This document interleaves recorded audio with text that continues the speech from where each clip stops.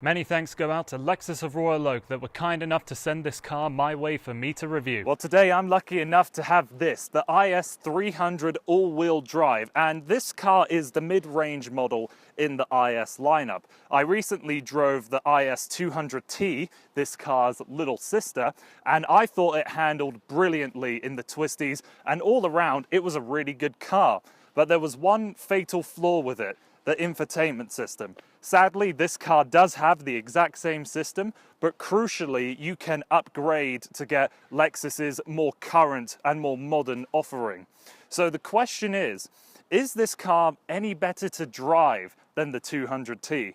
That answer is coming up here on the Drive Guide.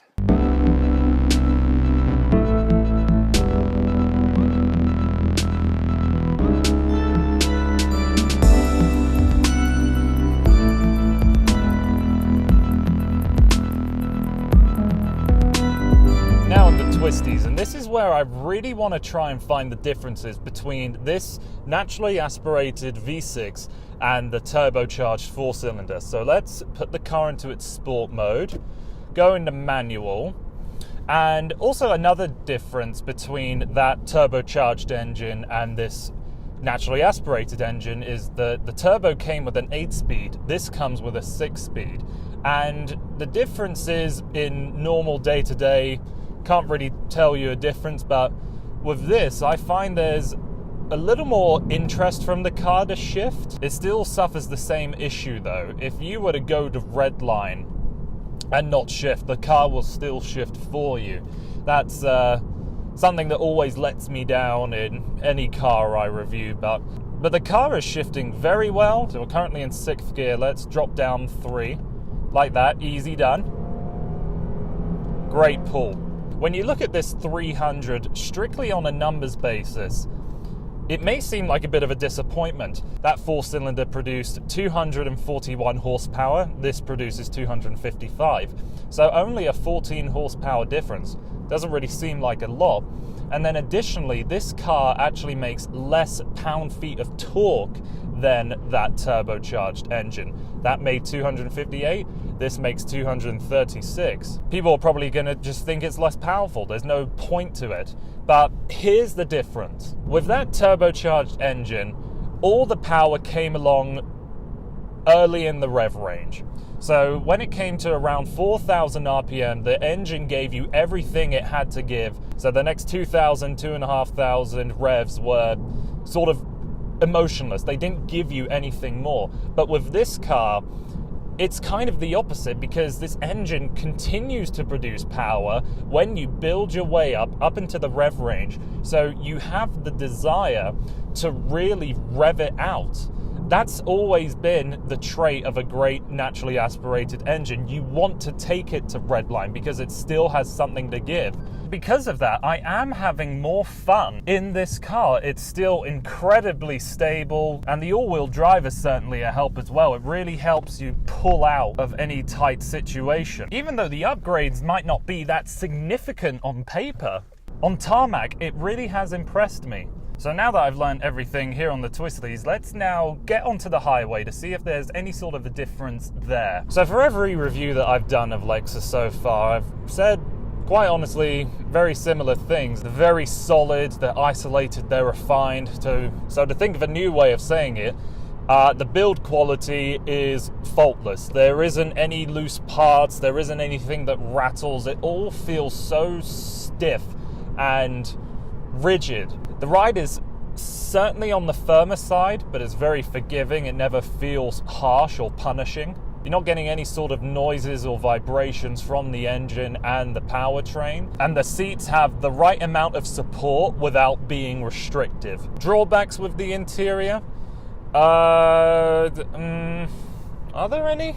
And so yeah, here on the highway, I could very easily go for a long cruise in this thing. I'm very happy to get in this car and go for a drive. So let's now see what it's like in town and if it's any different there. I said in my 200T review that the infotainment system in that car would stop me from buying that car altogether because it was the only system available. Sadly, we do have that exact same system here in this trim level for this 300. You can get the biggest screen if you upgrade to the F Sport Series 2 or the Executive Pack, and I know that whatever additional cost it may be, it's well worth it. The system is just so out of place in this car. It really is a shame it's not available on the entire range. So speaking of trim, this car is the premium pack, so that gets us the heated seats and the heated steering wheel, those 18-inch wheels, and with the 200T I had, that came with the F Sport pack. So conveniently, both of those cars had the same color schemes, so if you look at this video and then look at that video, you can really see the differences in their appearance. I personally much prefer the appearance of the F Sport. Makes the car look a little more purposeful, a little more athletic. Not to say that there's anything wrong with the way this car looks. I would much prefer it with the F Sport trimmings. And the thing that I miss most about all of those F Sport packs is the LFA inspired screen that you get for your digital dashboard. Not to say that there's anything wrong with this setup. You have these very clear, very easy to read analog dials and then a screen in the center that gives you bits of information. I do much prefer playing around with that LFA inspired screen though. It's just something fun to do when you're bored in a traffic jam. Practicality is the same for this car as it is the 200T. I know I wouldn't be able to sit comfortably in the back of this car, but anyone under 6 foot I imagine would be fine, as the drivetrain tunnel is quite sizable. Carrying 3 abreast might be a little bit of a challenge. And then with the trunk, you've got plenty of space to put things, but I do need to note that the arms are exposed, and that's one thing that you need to be careful of if you're loading things into. You don't want those arms potentially crushing or damaging whatever it is you're carrying. I'm going to finish this review the same way that I finished up my IS200T review. I really enjoyed my time with this car, but that infotainment system that's in there would stop me from buying this specific trim of car. Again, you can upgrade to get the better and more modern system, but it's the thing that would really let me down if I had this car.